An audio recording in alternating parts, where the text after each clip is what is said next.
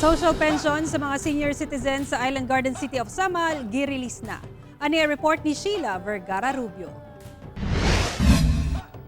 Sukad Lunes, nagsugod na ang payout sa social pension sa mga senior citizens sa Island Garden City of Samal nga adunay 9,628 ka benepisyaryo. Ang City Social Welfare and Development Office sa isla ang mi-facilitate sa pag-organisa sa makatigulangan sa matag barangay. Niadtong Lunes, usa ang barangay Santa Cruz sa Talikod Island ang nahatagan. Humana po gahapon no ang second district karon nagsugod ta sa first district kay mas daghan magud ang barangay sa Babak district. So, ang makuha nila is 3,000 kay 500 pesos per month. So ang ginakuha nila or ang ilang makuha karon is ang ilahang second semester. Adlang Huwebes, nakaschedule ang payout sa barangay Tambo kung asa 310 ka benepisyaryo ang makadawat. Katong dili ka avail nagay mga kakulian nga wala nakakuha sa barangay.